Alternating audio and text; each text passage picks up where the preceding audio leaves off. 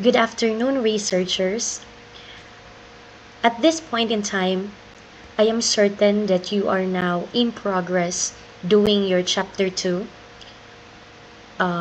incorporating what essential literatures and studies relevant to your chosen topic should be included in chapter 2, as well as the synthesis part. So I have already given you the format, including what are the necessary things you need to include on those parts.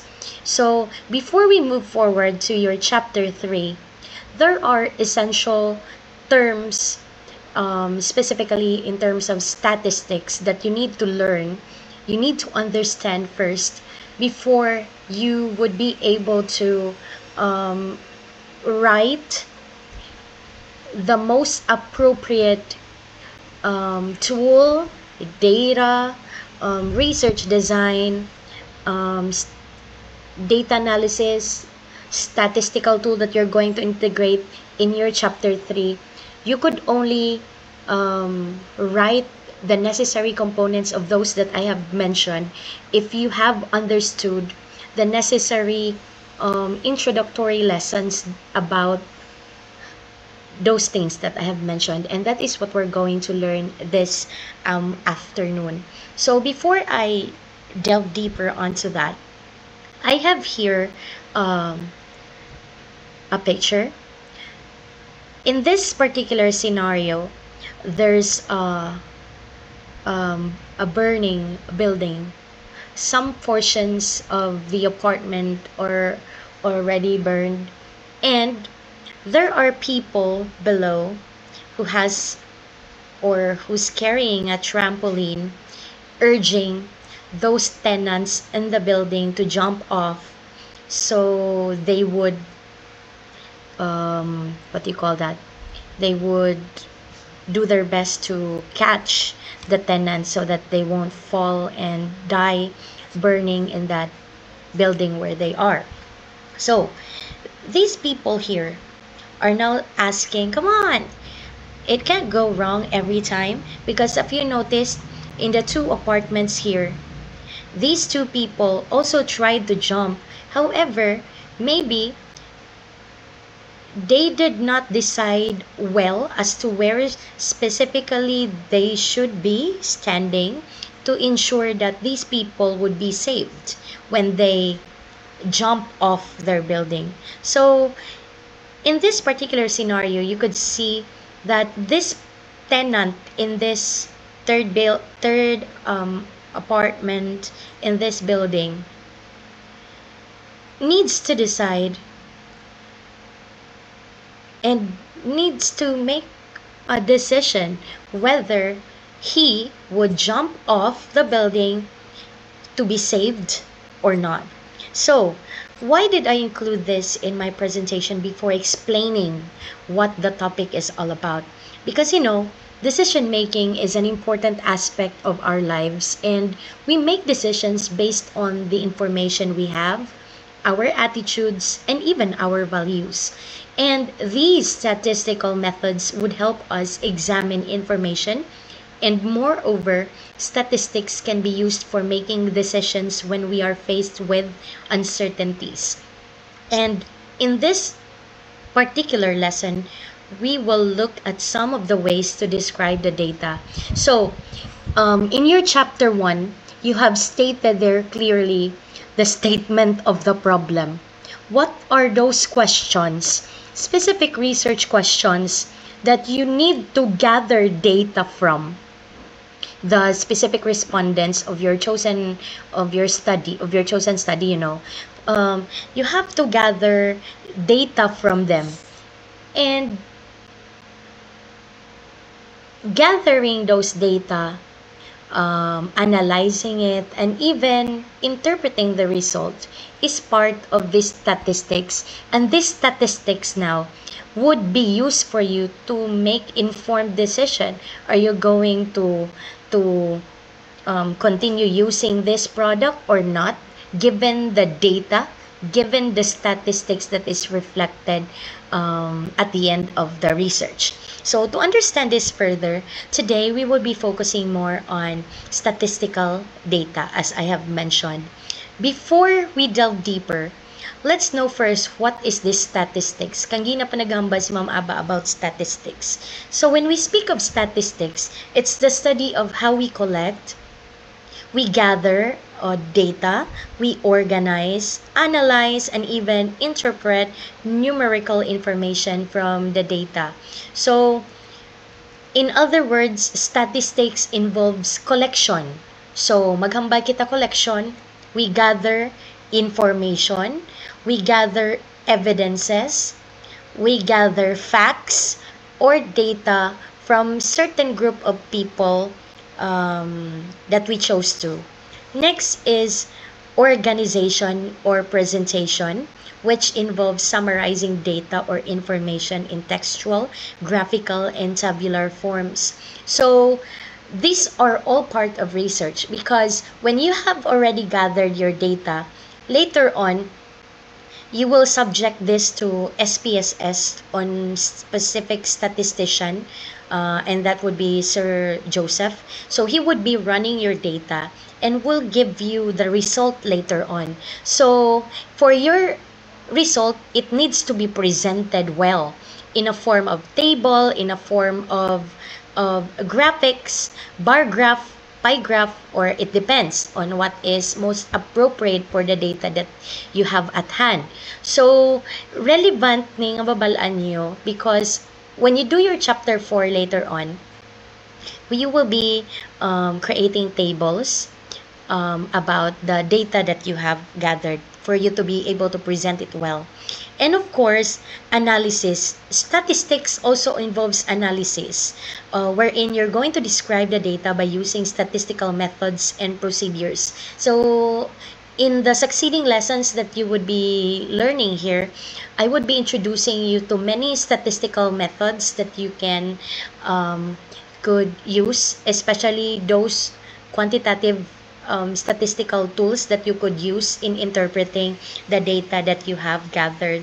And of course, interpretation. So process of making conclusions based on the analyzed data.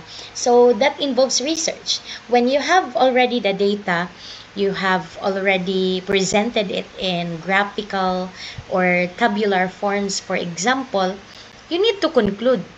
You have to ask yourself, ti ano karon? If the result is this, ti ano karon? What is its implication? What is its conclusion? What can I conclude out of the data that I have gathered? So maybe as of this moment, you won't be able to visualize yet the beauty of these statistics. But later on, as you move forward through your research, you have already gathered some data, you have already organized it and presented it, even analyzed it and give conclusion. Later on, you would realize the beauty of this statistics process that you have done because you could actually suggest or recommend good things not just to the respondents or the participants of your study, but it could maybe provide benefits to the school or even to the community where you belong. So, these statistics could be classified into two forms: descriptive statistics and the other one is inferential statistics. So, these two type of statistics will be further explained on the succeeding parts of the lesson regarding chapter 3. So as of now, I have just shown to you these two types for you to be mindful that there are actually two types of statistics, could be descriptive or inferential. And mind you, darlings, these types of statistics, these are the statistical tools or statistics that you're going to follow depending on what type of questions do you have in your statement of the problem.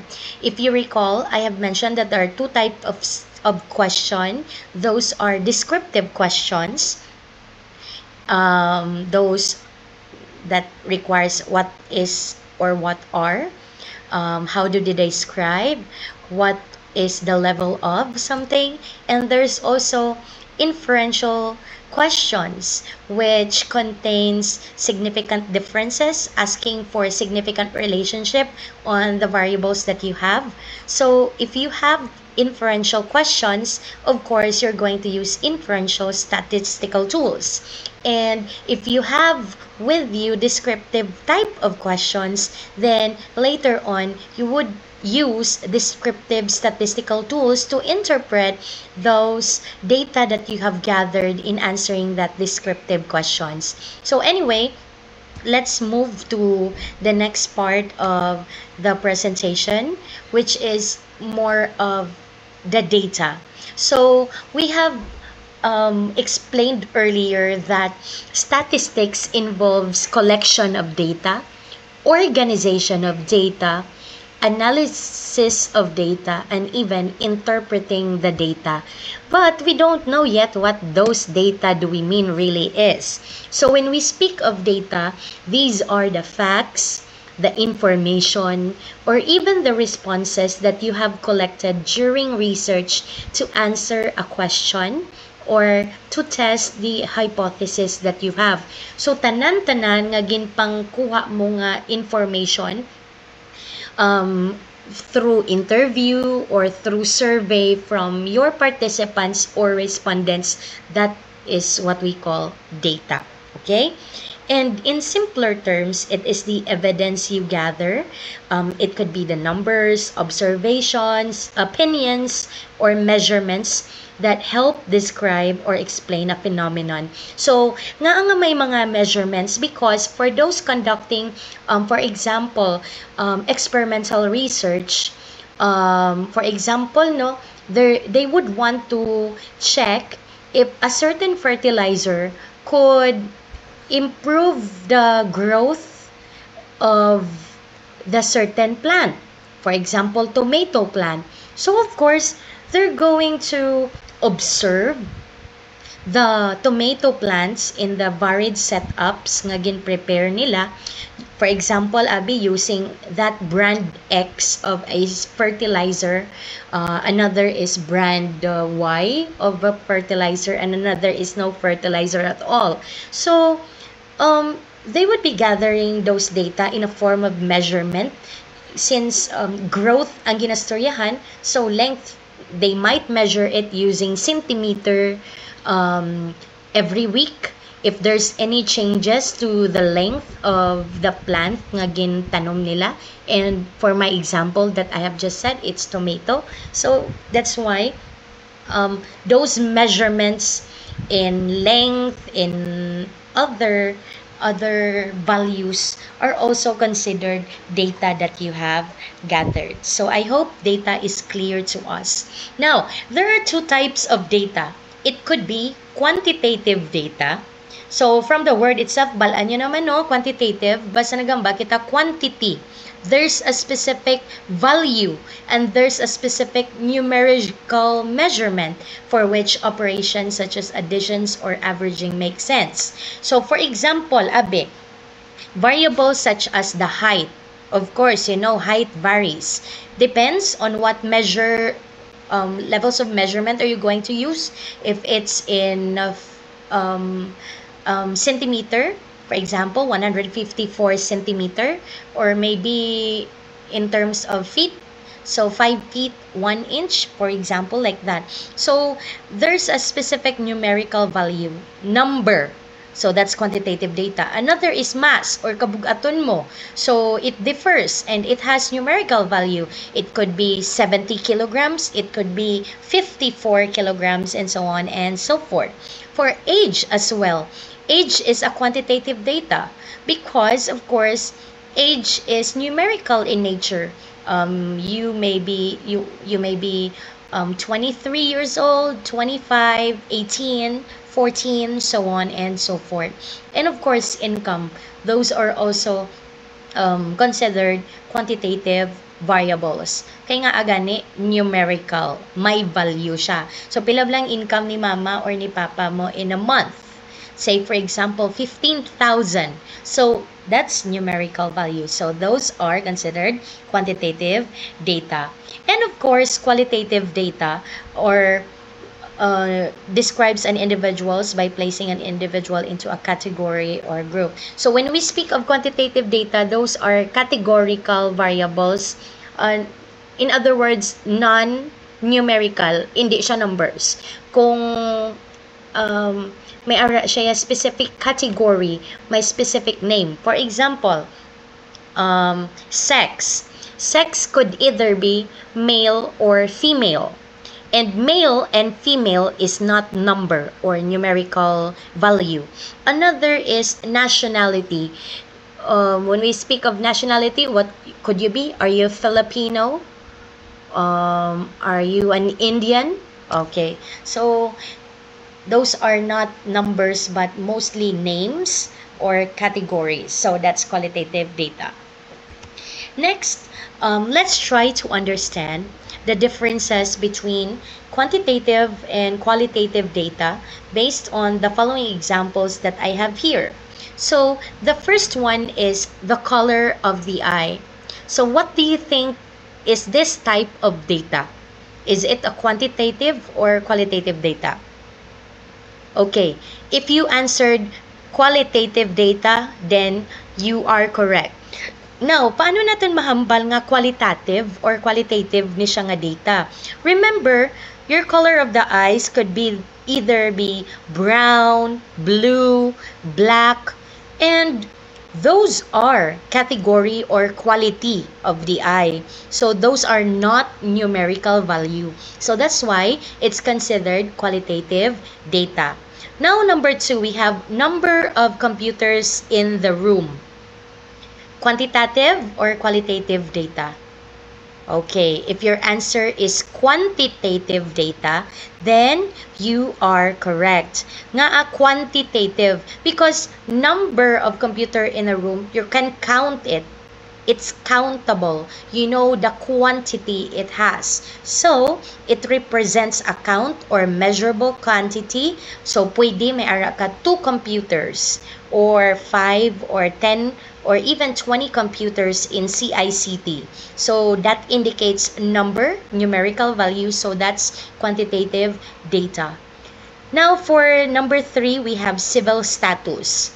What do you think is what type of data do you think is it? If your answer is qualitative data, then you are correct. So remember, why is it considered qualitative data? Civil status could be single, married, widowed. Those are not numerical values. Those are categories or classification. So that's why it's called considered qualitative data. And another, we have address or address. Okay, so this is an example of a qualitative data because again it represents descriptive or categorical information. So mahamba ka sa address mo, for example, I live in, although may specific number mo, no, 12th Street, Lumina Homes, what else? Barangay Abilay Norte, Molo. So, although may 12 street siya, may number siya, but it does not, or you cannot measure it numerically because you are asking the address. It's more of category, it's more of names and not numerical data as a whole. So, that's why it's qualitative data.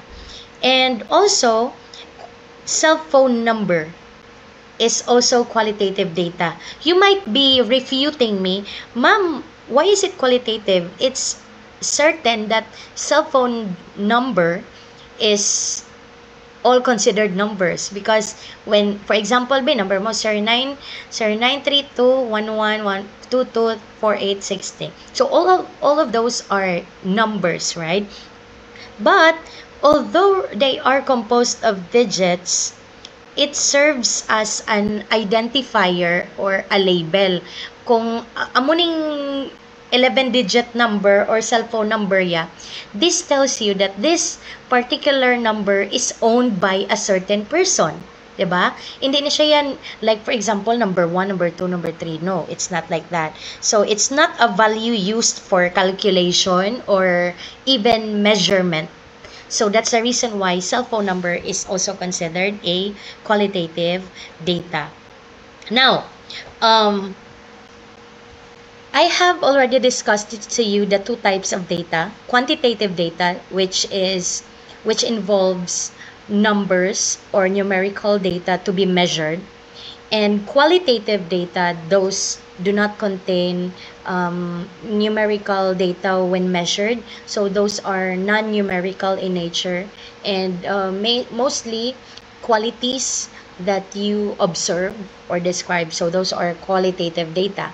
Now, going back to quantitative data, this quantitative data could also be further categorized into either discrete or continuous type of data.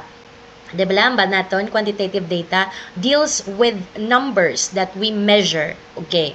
Now, we have this discrete data, the first type of quantitative data. So, maghamba kita discrete data.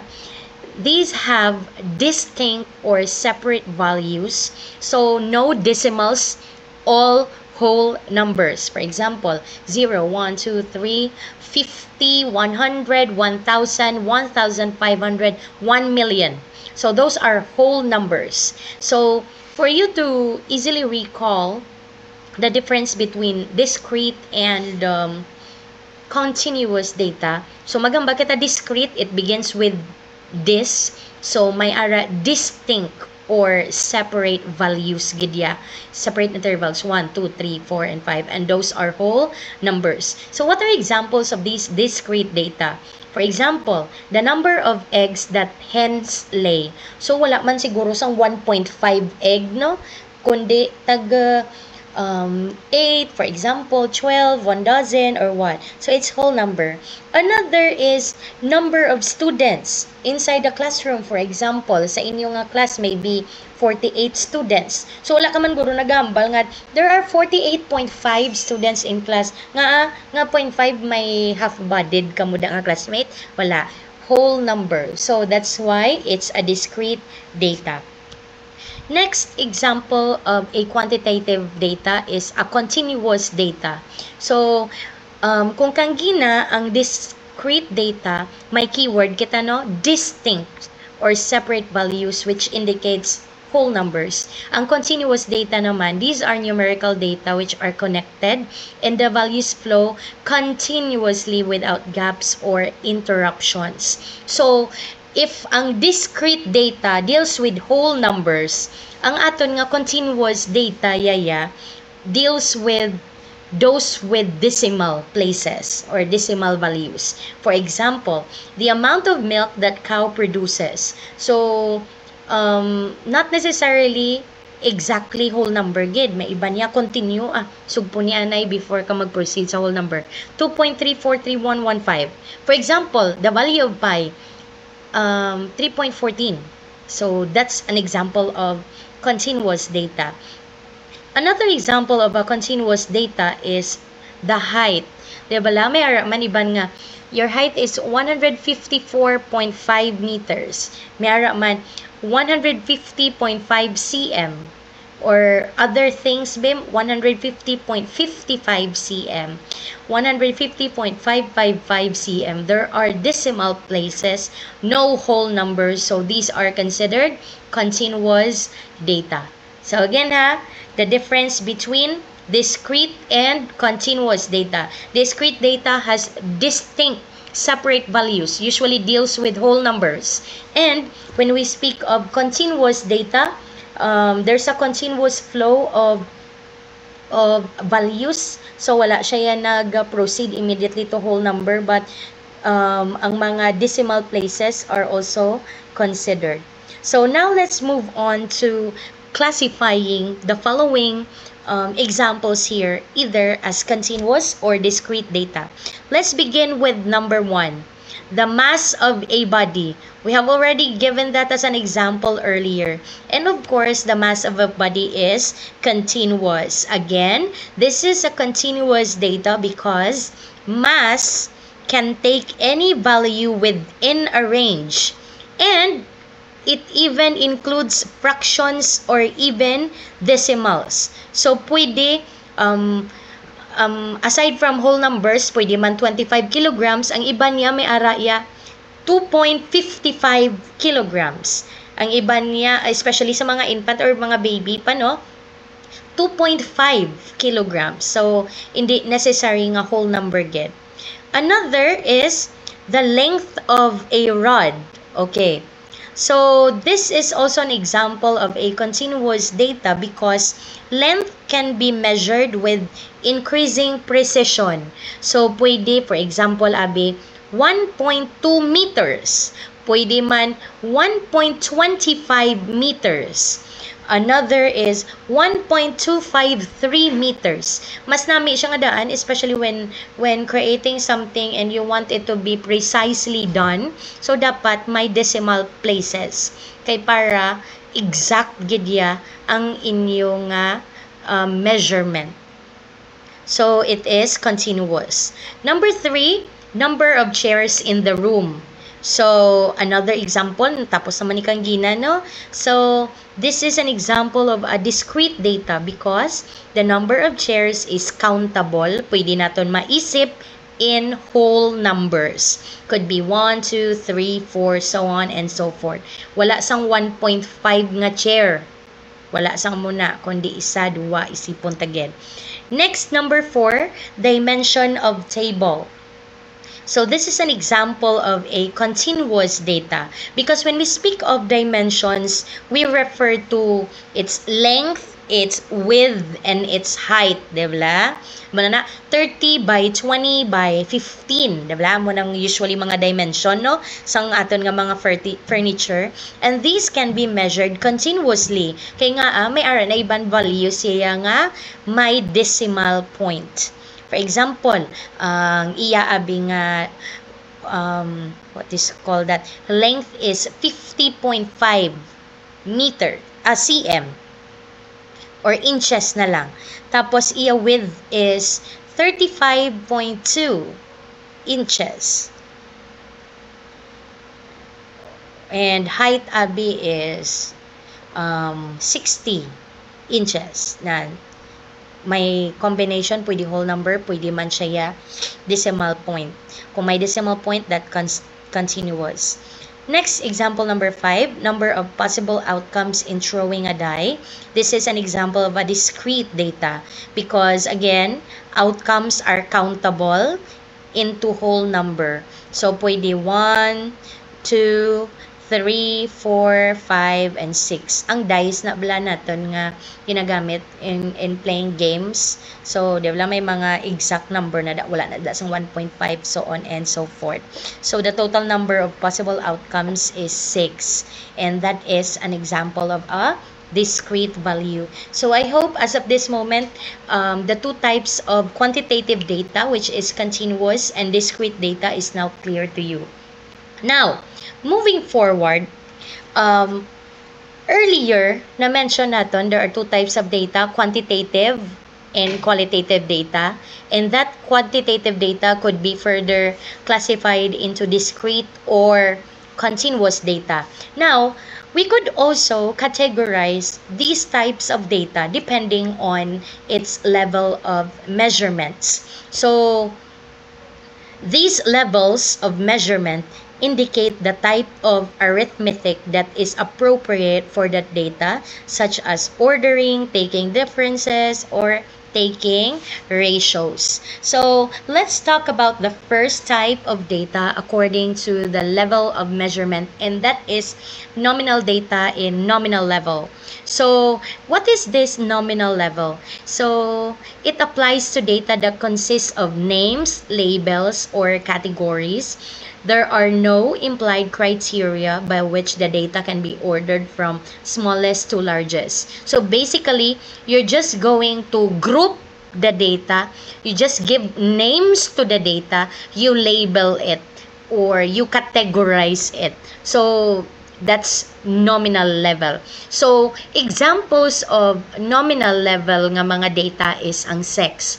Diba? Anong categories ang sex? It could either be male or female. So that's a variable.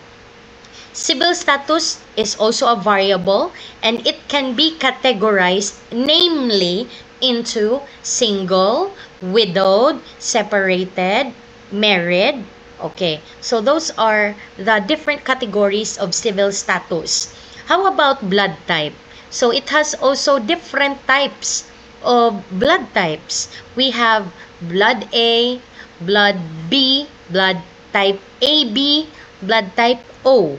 So those are labels or different categories of blood types. And of course, religion. Lain-lain ang religion. It could be Roman Catholic, it could be Seventh-day Adventist, or it could be Iglesia INC, or it could be Christian, it could be Roman Catholic, and so on and so forth. So many different categories or labels. So again, that's an example of nominal data. From the word itself, nominal begins with letter N, names, labels, or categories only. But you can name or group them, but you can't rank them in order. So kung mapili ka abi male or female, there's no such thing as male is first or female is second. There's no order or ranking for them. For example, civil status, we're going to identify only what is your civil status. Are you single, married, or so on and so forth. And wala na dira nag-indicate that single is best or being married is better.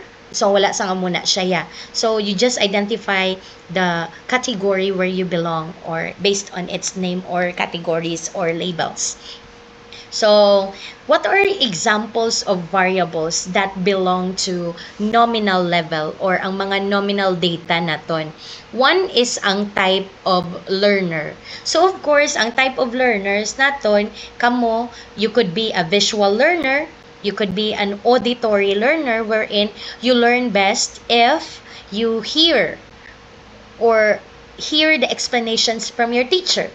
You could be a kinesthetic learner wherein you're a type of a student or a learner who learns best if your teacher would give you hands-on activities wherein you manipulate things during laboratory. That's the type of learner. So kita nyo, no, may categories, may lain-lain nga types of learner. Pwede visual, pwede auditory, pwede kinesthetic learner. So gin-classify, gin-categorize ang types of learners. Pero wala dira nagahambal that visual learner is better than the kinesthetic learner or so on and so forth. So mainly ang ginaobra naton diri, gina-categorize, gina-name talang ang different groups that belongs to this type of learner.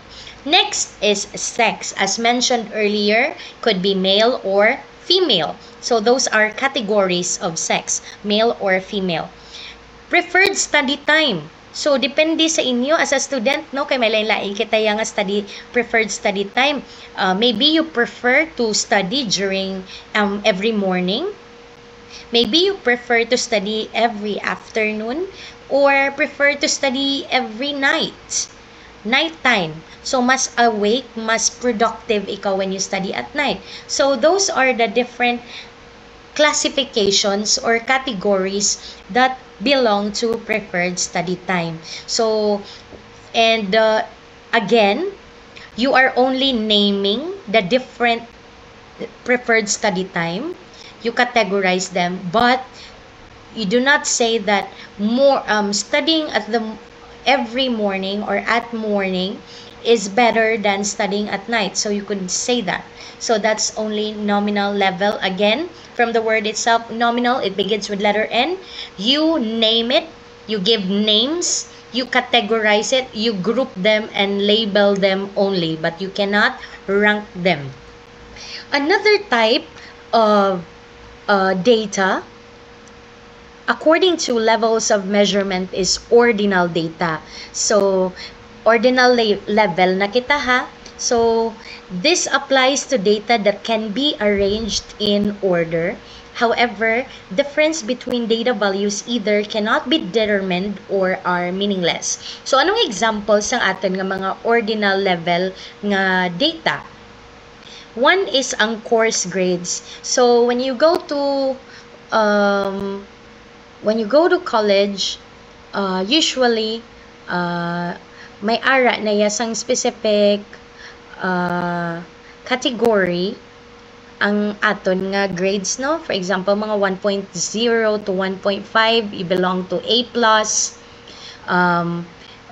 Next B, may ara nga A, may B minus, C, so on and so forth.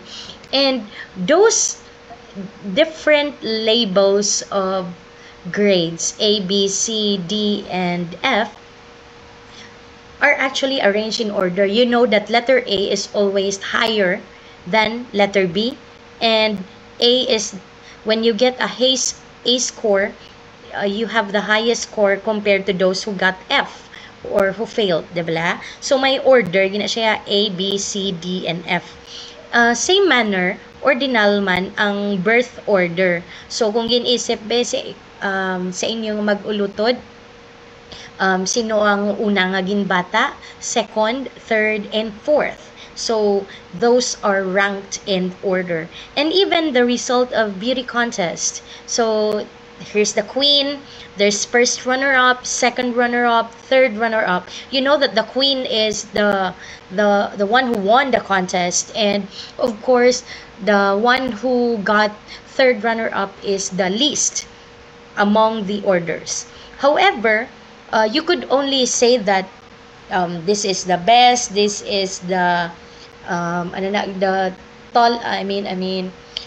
highest grade, the lowest grade, but don't see any differences in the data in between. So, for you to understand further what this ordinal level or ordinal data is, you try to think of this particular analogy that it's like a ladder. Each step is higher, but we don't know how far apart is it. Balanta lang nga ang, for example, first runner-up is higher than second runner-up, but you don't know how far apart is it. There's no specific value that you could get. Another, for example, balanta man yang A, course grade A, is always higher than letter C, but you don't know how far each step is. So you can rank who studies more regularly but not measure by how much. Okay, so those are examples. By the way, another example of ordinal level which are actually included or usually aragid sa mga researches is ang aton sa mga Likert scaling na bala. For example, when you determine the level of academic or level of performance or level of academic performance, bumino, may ara na yung mga categories. Poor, fair, good, very good, and even excellent. So in here, you know exactly that excellent is higher compared to poor nga category or rank, no? But we don't know how far apart these values are from each other. Same with level of agreement, strongly agree, disagree, strongly disagree. Level of awareness, you are highly aware or slightly aware. And even this level of occurrence, always, sometimes, rarely, or never. So those are samples of data that you gather that belong to ordinal level. Again, keyword for ordinal, order. You rank it in order. First, second, third, or highest to lowest. Strongly agree, disagree, strongly disagree. Excellent, very good, good, fair, and poor. Next type of data according to the levels of measurement is interval data. So these data can be arranged in order as well. the difference between data values are meaningful. For example, I'll give you a specific number. For example, 30 degrees minus 15 degrees, it's 15 degrees Celsius. Another is 2025 minus 2015, that's 10 years. So, you know exactly the differences between the data values.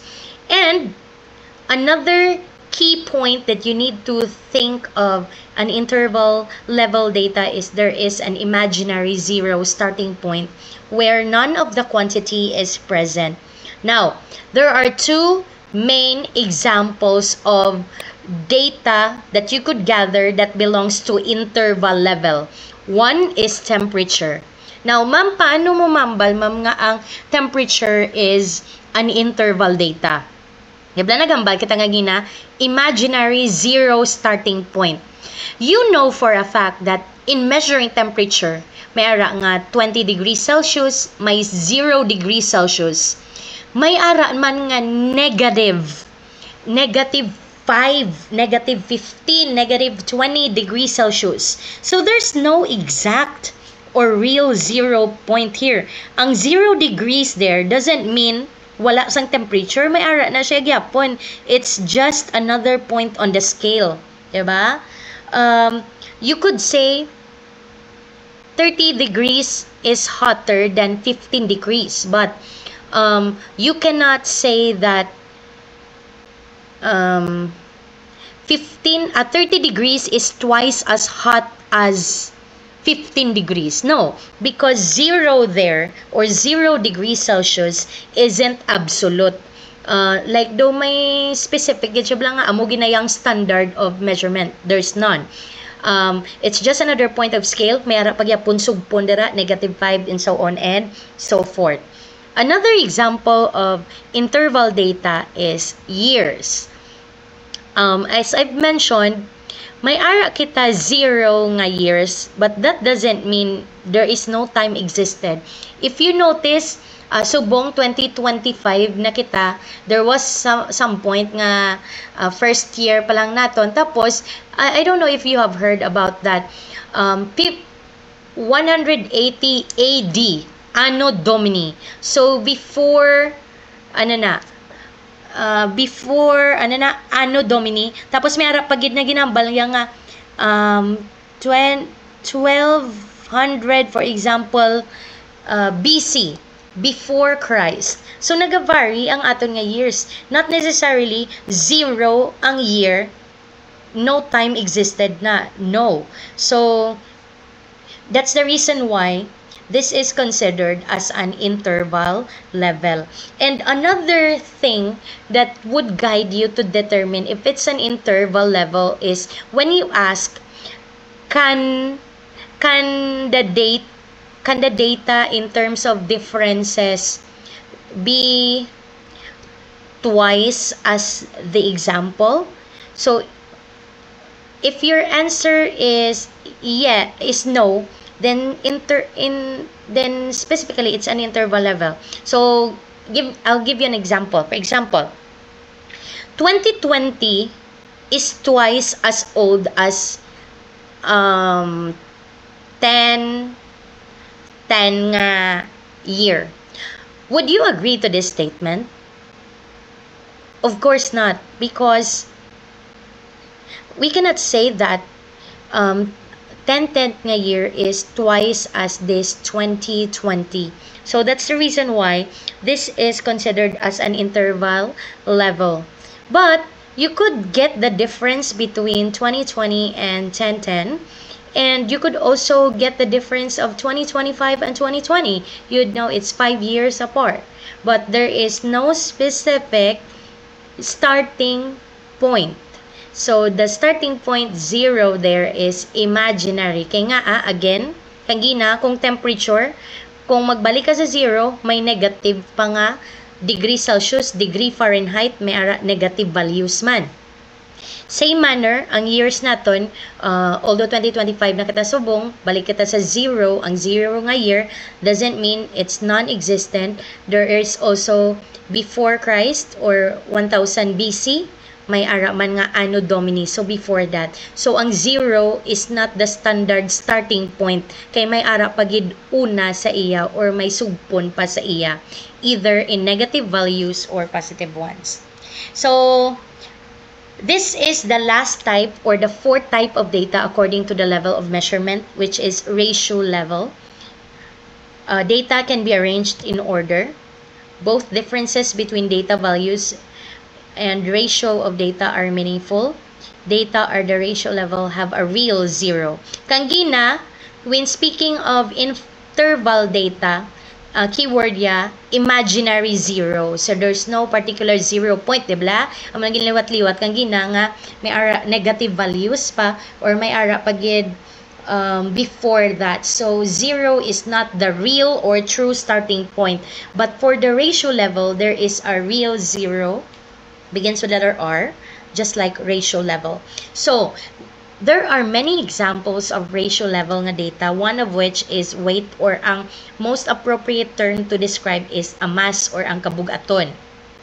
Nga ang consider naton ang mass as a ratio level and not interval.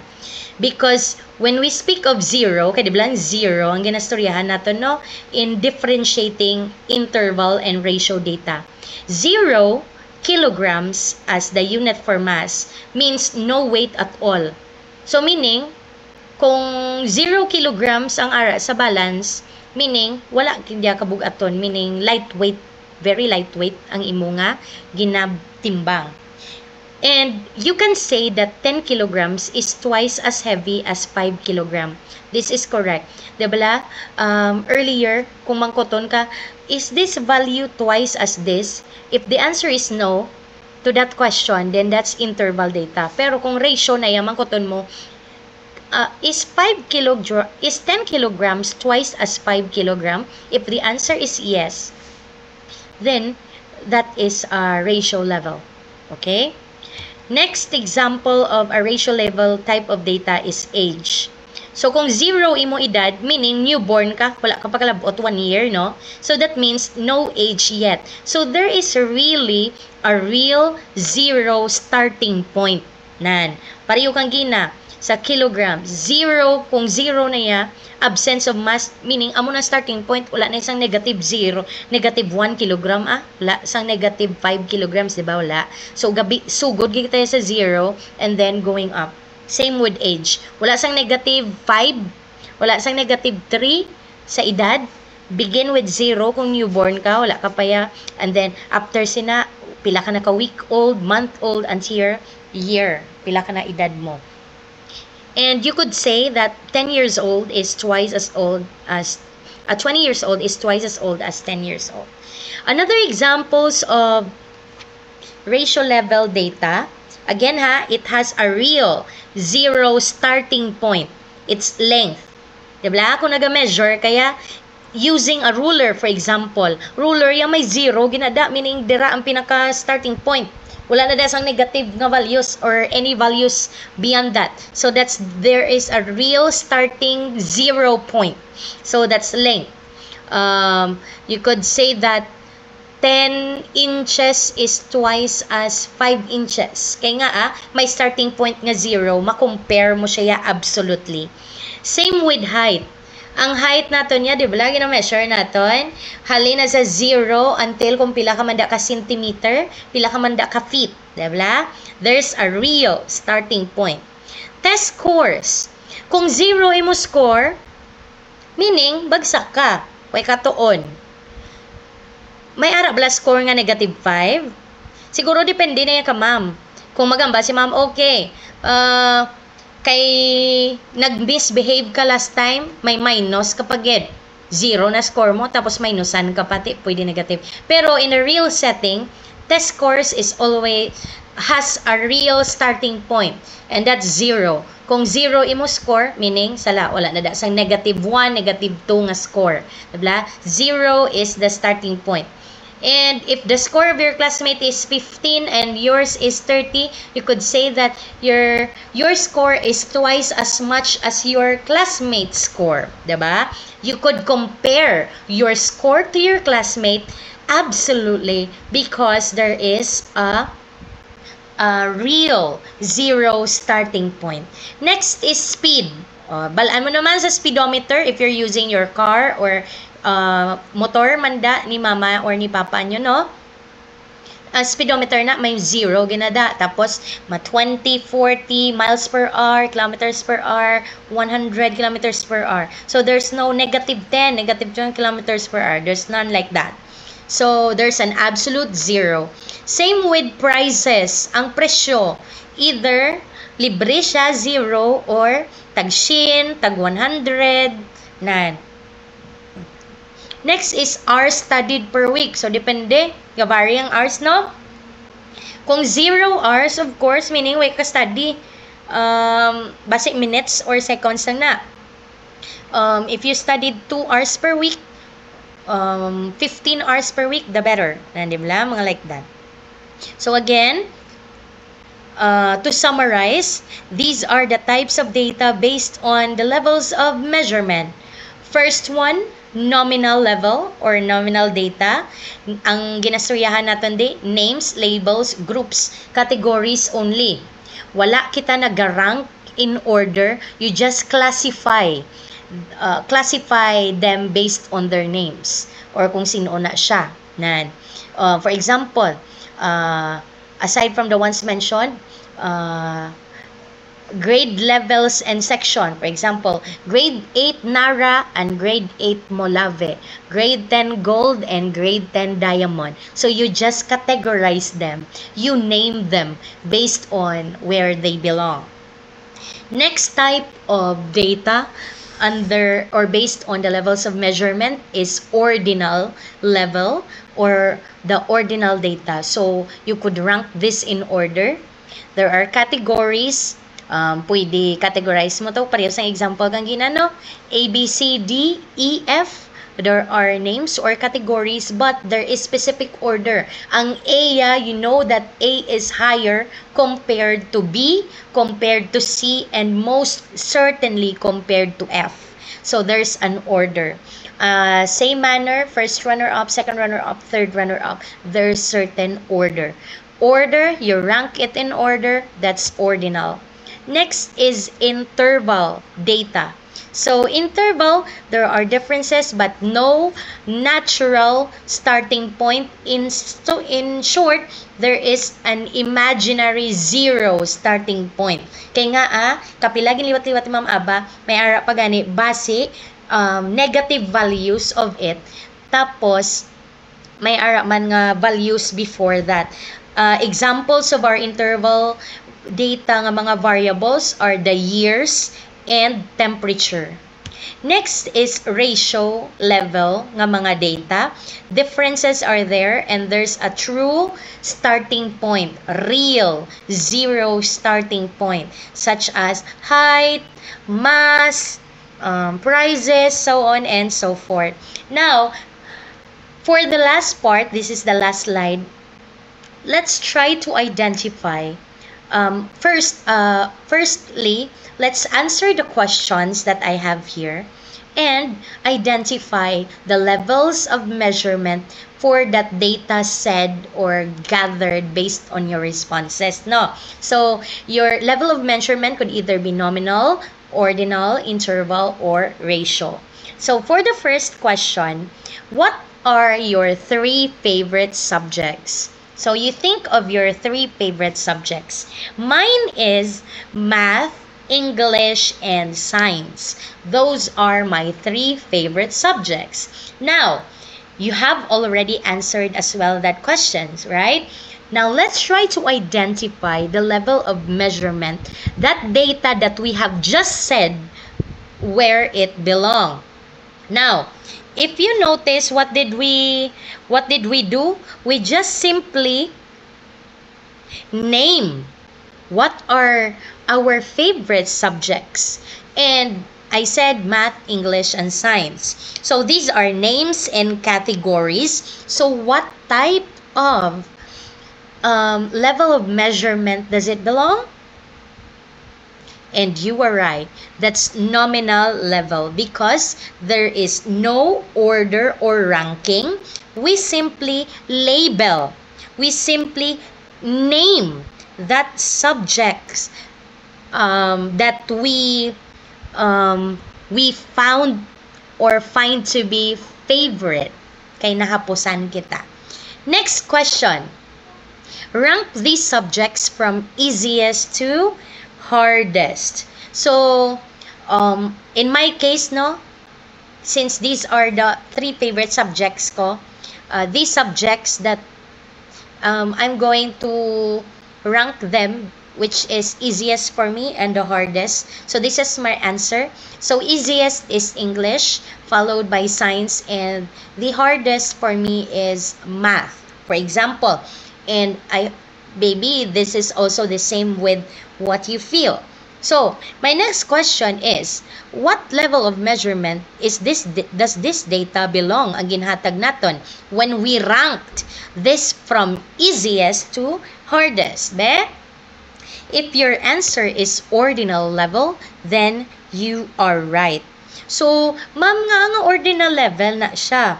Remember, this involves ranking or ordering, which shows position but not the exact difference between them. You know, for me, easier sa ako ng English than science and math. And I know for a fact as well that math is the hardest subject for me. So I arranged them in order. I ranked them in order from easiest to hardest. So that belongs to ordinal level. Next question. What is your grade in mathematics? So you answer. For example, abi ang sabat ko ya 85. Kaya diba earlier I said math is the hardest subject for me even if that's my favorite. Okay? So, what do you think is this type of data depending on the level of measurement? If your answer is ratio level, then you are correct. So, ma'am, nga ang ratio ni siya, not interval. Remember, ang grades naton could be 0 to 100. Di ba lang mo nang ginahatag natin, no? Every quarter, no? Depende. I don't know kung may nakakuha na daw 100 sa inyo. Pero there's no grade nga ginahatag nga negative 5, negative 4. So, there is a real starting point. There is a real zero starting point. And that's what we call a ratio data. So 85 imo grade, you could there is a true zero because zero score there would mean that bagsak ka or no points at all. So you could also compare the data or grades based on what you have. So 85 is 5 points higher than 80. Even imo big grade that is 90, you know that it is 10 points higher than 80, diba? So that's our ratio data. So that concludes the topic about statistical data that we have learned today. I hope everything is clear to you that statistics involves collecting, presenting, or ordering, analyzing and interpreting data. And I hope as well that everything is clear that there are 2 types of data. It could either be quantitative data or a qualitative data. Quantitative data could be further categorized into discrete data, which involves whole numbers, and continuous data, which has decimals or fractions. And please know for a fact as well that these types of data could also be categorized according to the level of measurement, and there are 4 levels of measurement. Nominal, which involves names, categories, or groups, but there's no ranking or ordering there. We also have ordinal type of data. When it belongs to ordinal level, of course, there's ranking the following values or data in order. Interval data are those data that belongs to interval level, of course. And there is no true zero starting point. Aside from that, ang letter I, interval, it's imaginary zero starting point. Natandaan nyo na ha? There could be negative values or values before that. And zero there is not exactly absolute nga no score, no at all. No temperature at all. Zero there is means no existing year during that time. No, that's not it. And of course, ratio, letter R, there's a real zero starting point, and you could compare absolutely the values because there's a standard zero starting point. So I hope everything is clear. If there's any question, just send it in our group chat. So next lesson, we will be tackling more about essential data relative to chapter 3. Thank you.